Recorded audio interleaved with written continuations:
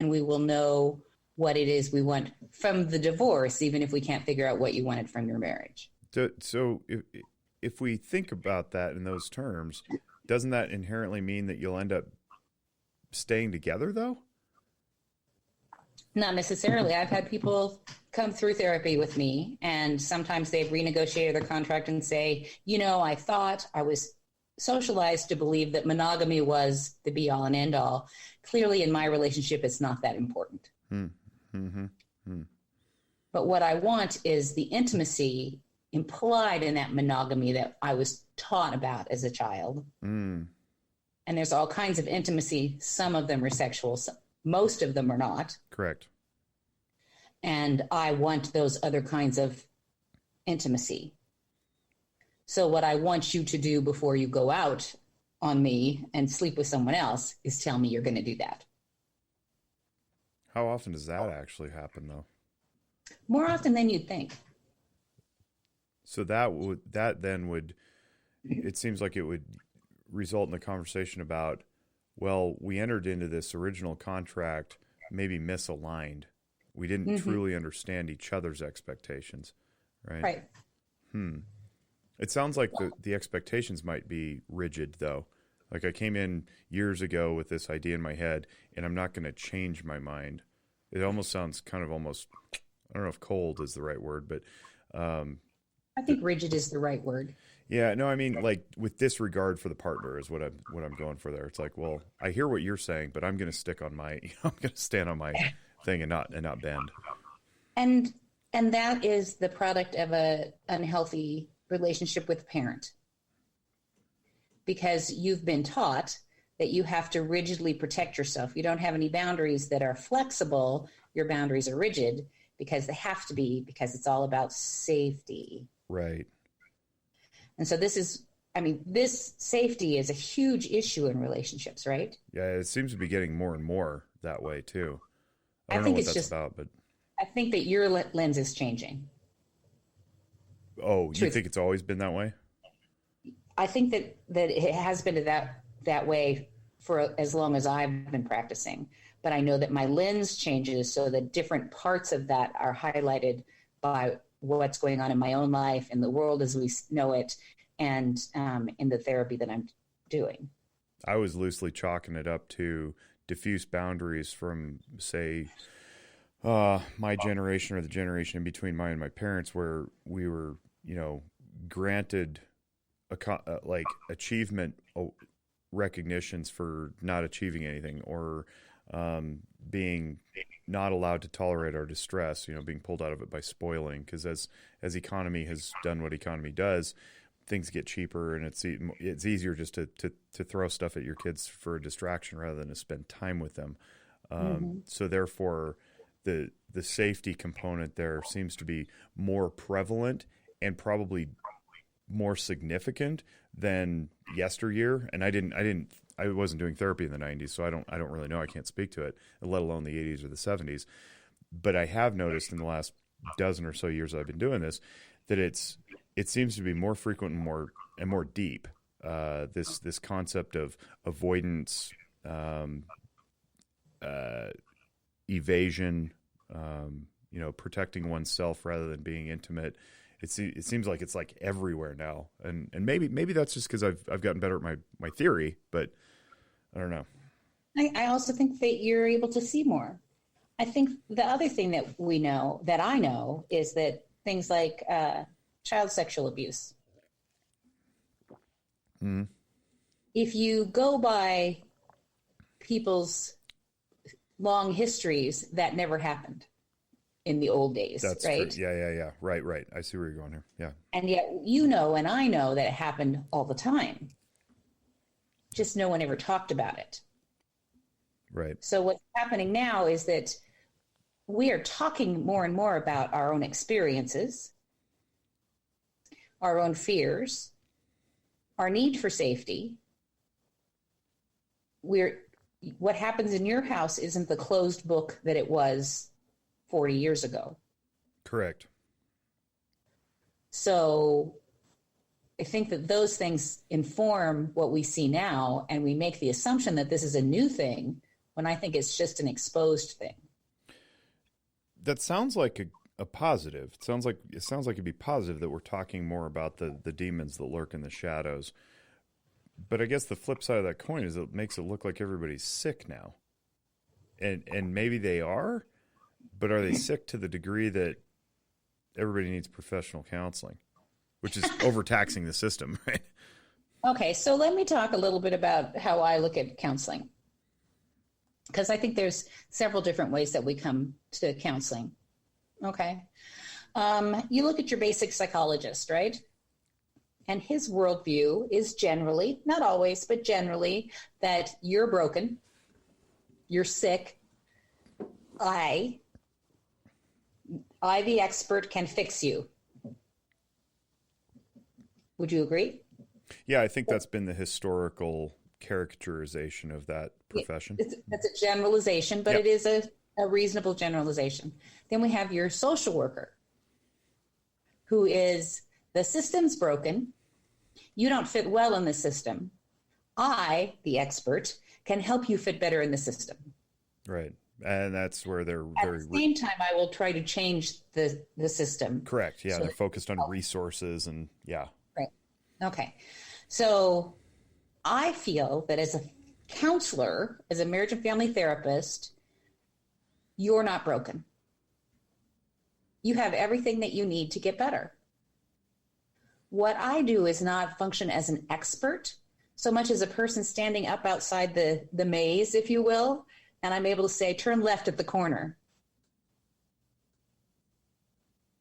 So it's not so much that you're broken, it's that I have some skills and some understanding of the system so that together we can navigate it. It's a cooperative learning experience as opposed to me fixing you. Mm-hmm. In excellent therapy, I learn as much from my client as they learn from me. I would agree. And I learn as much from my students and my interns as they do from me. And I know they don't say that. They're like, how could you possibly say that? Like, you bring a lot, as it turns out. Well, and it changes the way I see what I'm seeing. I mean, every single one of you guys changed something about the way I was working.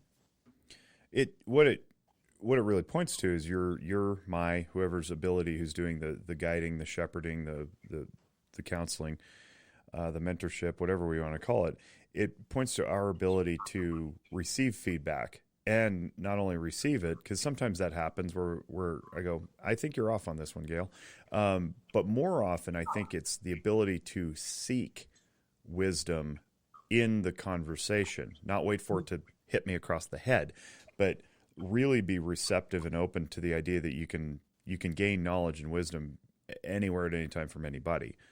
And that requires a humility that does not necessarily walk the same with expertise. Expertise, to most people's ears, I think sounds like a top-down approach. And I wouldn't discount our expertise at all. I would say that, the reason that we get paid well and people hire us to do what we do is because we do possess that extra knowledge that they don't. I mean, we did go to school. We have tens of thousands of hours of practice. So, there's some expertise there, but we're not taking the position of expert insofar as, hey, your brakes need fixing. Now, we might say, hey, you need to quit drinking if you want to get serious about this relationship with your wife. And that's called like directive therapy or guided therapy or whatever that some people don't like. But I think to eschew our expertise is probably invalidate what we do a little bit too. So it's a balance, right? It's a balance. It really is a balance. And when I talk about what I see therapy as being, and it's that healthy relationship, that ability to see beyond the walls. I mean, it's like I don't know if you've ever had this experience. You go to therapy yourself and the therapist says, well, you know all this. Why are you even here? Yeah. And I'm looking at them thinking, I'm here because I need your expertise, because I'm in the maze. I keep running up against the walls. It doesn't matter how much experience I have at helping other people. Sometimes I need help too. And so when I have people who are like, well, I just need a good friend. Well, yeah, you do need a good friend. Everybody needs a good friend. Yeah. I'm not going to say that that's not true. Everybody needs a good friend. But sometimes we need more than a good friend. It's like, if I'm having a serious medical problem, I don't need a good friend to tell me you have a fever. Right. I need a good friend to look at me and say, go to urgent there's care. something else going on here.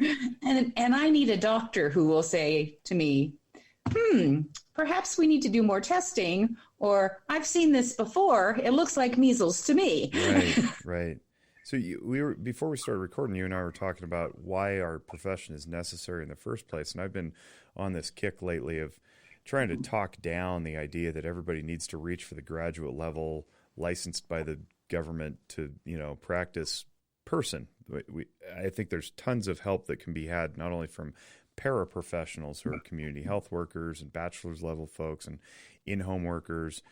Many of them don't get funded by insurance, unfortunately, but there's that. But then there's also human connectivity. And my common phraseology is, somehow or another, Homo sapiens made it the last 40,000 years without us. But you brought something to my attention that I'm starting to chew on and change my mind around, is the idea that since the inception of our profession, or, parallel to it, some 120 or so years ago, society has needed us to grow into and step into that space that was previously occupied by other people. Talk a little bit about your idea there, because I think it's really good. Well, I think that in the previous 400,000 years of humanity, 40, I think. I don't know about 400,000. I like to think of us as being more important than we are. So many of us do. Yeah. But in our distant past, we were small family groups. There would be a titular head of that family group, and there would often be one person who was in charge of the spiritual, if you will, and how to make the relationships within that group work. The shaman or the medicine man, or the shaman, the medicine man, even just the or even mom. just the mom, right? Yeah. Those people were in charge of making that work. And as a culture, have become more distant from our families and from our religions, we don't have those mechanisms any longer. So when we grow up in a family, we assume that's normal for everyone. Well, I don't know a family that's normal. Do you? Yeah, all of them. They're all normal, right? They're all normal. They're all normal for them. We actually had a book called Normal Family Processes in school. I don't know if you had that, how many iterations it came, but yeah, I looked at the title when it was assigned. I was like, whose definition of normal? And they were like, that's what this class is about. And I was like, oh, it's an ironic title. Okay. Okay, I can do that. But that's really the issue, is what's normal. Well, there's no normal. You can't look at something and say, this is normal. Well, that's normal for you. Now, when I look, and I also don't like the statement when people say, well, that's an unhealthy family system. Yeah, I can't. So judgy. Well, not even just judgy. It's like, so at some point, it wouldn't have become a system if it hadn't worked at some point. Yeah. And I want to pause for a second. People are like, what do you mean if it's unhealthy, but it works? If it doesn't work, it stops or it turns into something else, right? So it's only somebody else's observation that it's unhealthy. And it may be the people in the system that go, we've been doing this for years and we don't like it. Okay, that's fine. That's fine. That's your recognition, right? But at some point or another, those patterns and habits served a purpose. So thinking back to our couple that doesn't talk because one's addicted to alcohol or whatever, that worked at some point. The drinking worked, and it worked maybe to serve as a protection against intimacy or maybe it facilitated the intimacy. It could have. It totally could have. Yeah. And then it stopped working at some point, but the pattern is still in place, and that's what we're talking about. What's normal, what's unhealthy, what's that? So just in case anybody was like, "What are you talking about? How could it be unhealthy and work?" Well, because lots of things work that aren't healthy. Mm-hmm. children arguing with their parents over schoolwork works if they now don't get normal healthy attention. I just use